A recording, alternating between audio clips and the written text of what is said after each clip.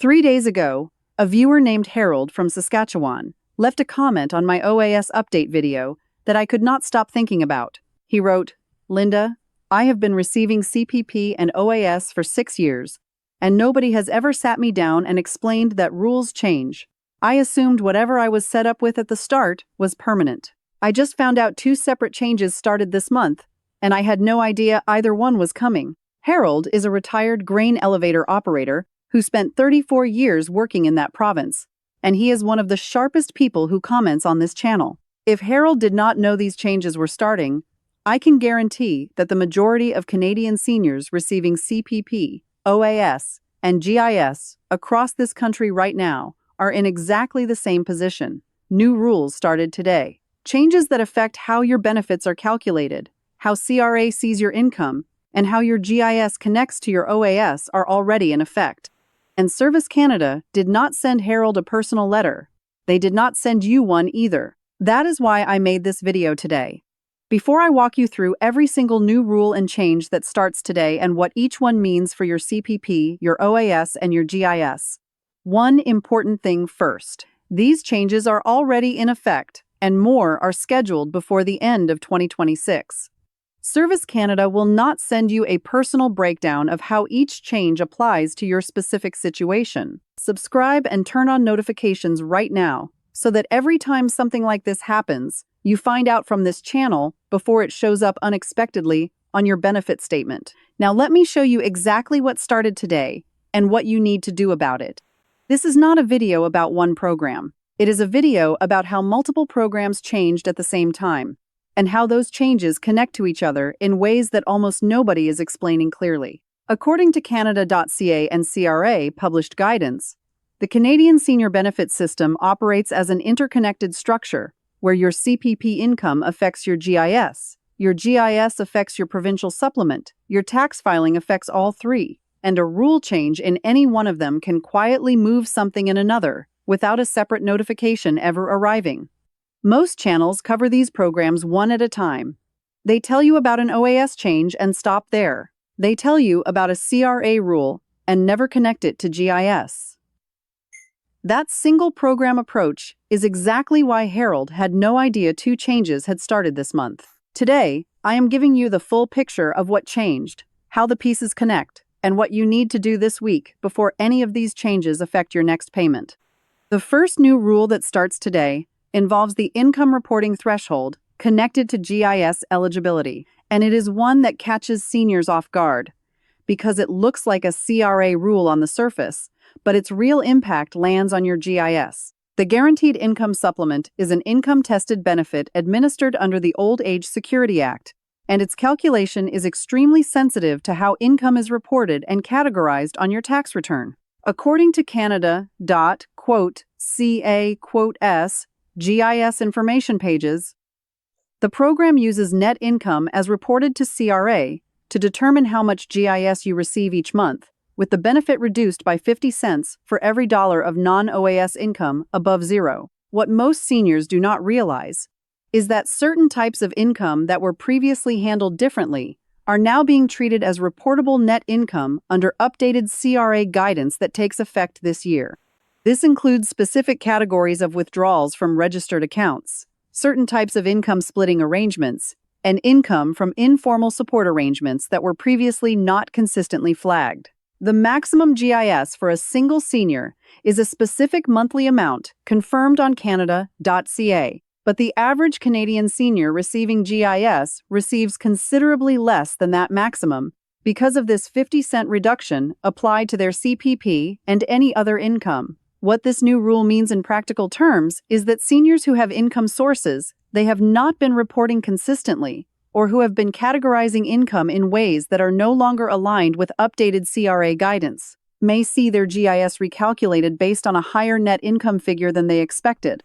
Who is most affected includes seniors with multiple small income sources, those receiving informal payments from family members for caregiving or property use, and those who have been drawing from RRSPs or RRIFs without fully accounting for how those withdrawals interact with GIS. Who is not affected by this specific update includes seniors whose only income sources are CPP and OAS. since those are already fully and consistently reported through the existing system.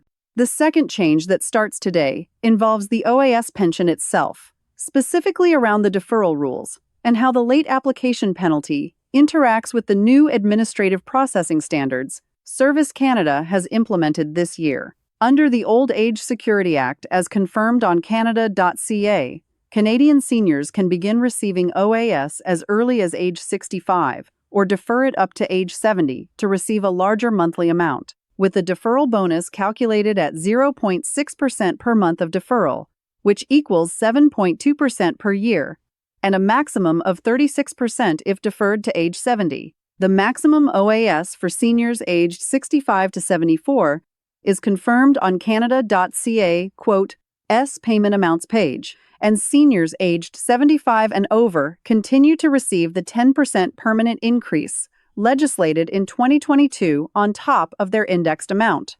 What changed today is the administrative processing window that Service Canada uses when a senior applies for OAS after already being eligible but not having applied. Previously, there was a degree of flexibility in how retroactive payments were calculated and processed.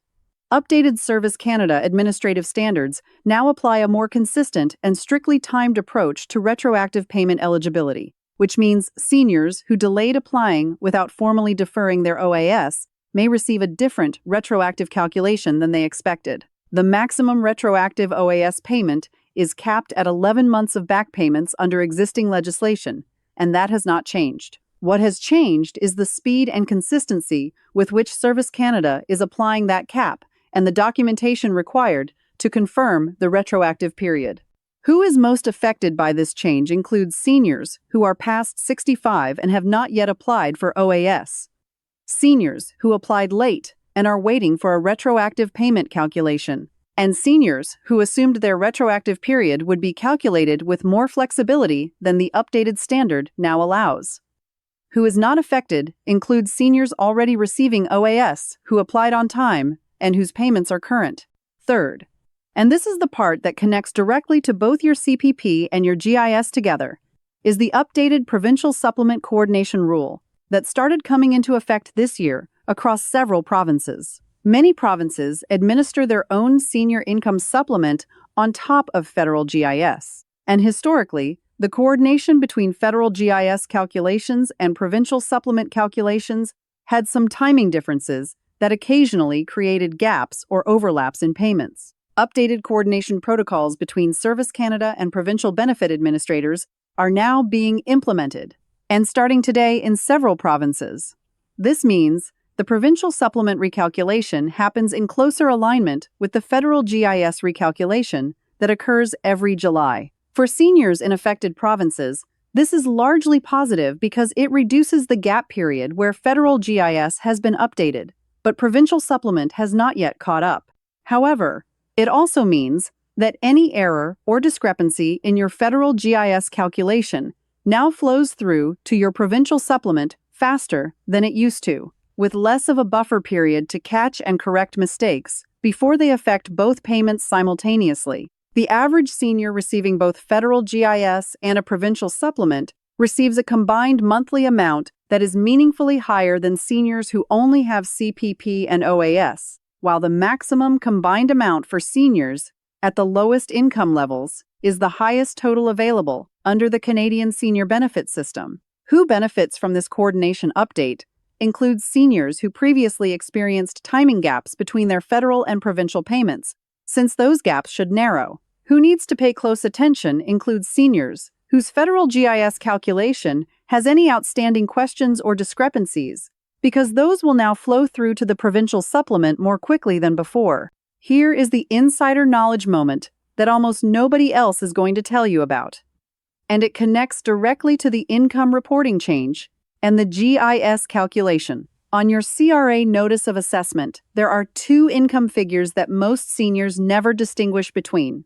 The first is your total income, which is the gross amount of everything you received. The second is your net income after adjustments, which is the lower figure after allowable deductions have been applied. GIS does not use your total income. It uses your net income after adjustments. This means seniors who have legitimate deductions they are not claiming, including medical expenses, disability-related costs, home accessibility expenses, and certain carrying charges, are potentially having their GIS calculated on a higher income figure than they actually need to accept. Claiming those deductions properly and reducing your net income figure can increase your GIS, and that increase compounds every single month for the entire year following that tax return. Canadians who work with retirement financial planners already know about this distinction. Their advisors review the notice of assessment the moment it arrives and flag every unclaimed deduction that could lower the net income figure used for GIS. Most Canadian seniors on CPP and OAS never have this explained to them and find out only after years of receiving less GIS than they were entitled to. Now you know before that happens. Now here is the connection that most coverage misses completely, and it is the reason Harold from Saskatchewan found himself surprised by two separate changes, hitting at the same time. The income reporting rule change, the OAS administrative processing update, and the provincial supplement coordination change do not operate independently. They are connected through your CRA tax return in a way that makes each one affect the others. The income reporting change affects your net income figure. Your net income figure controls your GIS. Your GIS controls your provincial supplement under the new coordination protocol, and your OAS retroactive calculation, if you have one outstanding, is being processed under the new administrative standards at the same time all of this is happening. For most seniors, this entire chain is invisible because each piece looks like it comes from a different department. Your OAS comes from Service Canada. Your GIS comes from Service Canada, but is calculated using CRA data. Your provincial supplement comes from your province. Your tax deductions come from CRA, but they are all reading from the same document, which is your most recently processed tax return, and a change in any one rule ripples through the entire chain without anyone sending you a letter that says, all of these things just changed, and here is how they affect you together. Harold did not know about this connection. Most Canadian seniors never find out until they notice a payment difference and spend weeks on the phone trying to understand what happened. Harold called Service Canada after leaving that comment and asked them specifically to explain why two things had changed at the same time. The Service Canada representative walked him through his GIS calculation and his OAS files separately, and Harold had to connect the dots himself about how his tax return was linking the two. It took him 3 phone calls over about a month to fully understand what had changed and what his actual correct payment amounts should be going forward. He told me afterward that if he had known to look at his notice of assessment net income line before calling, that first phone call would have answered everything in one conversation instead of 3. That one piece of information would have saved him an entire month of confusion and follow-up.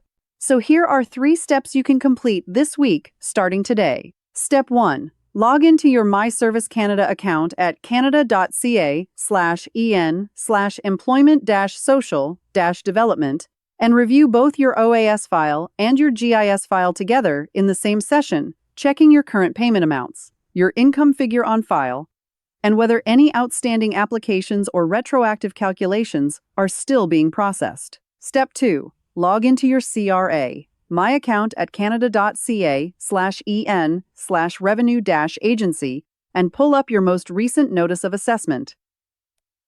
Find the net income after adjustments line specifically and compare it to your total income line to understand whether you have unclaimed deductions that could lower the income figure Service Canada is using for your GIS calculation. If you need free help with this, the CRA's Community Volunteer Income Tax Program offers free tax help to eligible seniors at 1-800-959-8281. Step 3. Share this video with a spouse, parent, or sibling, especially if they are receiving both CPP and GIS and have recently had any change in their income situation. Because the combination of the new income reporting rule and the provincial supplement coordination change is hitting hardest for seniors with more than one income source who have not reviewed their benefit files recently. One important note before you go. The CRA will never demand immediate payment by phone or ask for payment by gift cards. If you receive a call like this, hang up immediately and report it to the Canadian Anti-Fraud Centre at 1-888-495-8501. Scammers specifically target periods when real government rule changes are happening because the confusion makes seniors more vulnerable to believing a call is legitimate. Of all the new rules and changes I covered today, which one was completely new information for you? And more importantly, did you receive any kind of notification from Service Canada or the CRA before watching this video? Or did you find out about these changes here first? Drop your province in the comments below, because I want to understand how many Canadian seniors are getting advance notice from the government directly versus finding out through channels like this one, and whether that varies by region across the country. What we covered today is confirmed and already in effect starting today. Additional changes are scheduled before the end of 2026, and Service Canada will not send you a personal breakdown of how each one applies to your CPP, your OAS, and your GIS specifically. Subscribe now so that information reaches you here before it shows up unexpectedly on your benefit statement. You spent your entire working life contributing to this country. You earned every dollar of these benefits. I am Linda's Canada Pension Guide, and I will see you in the next one. Take care of yourself.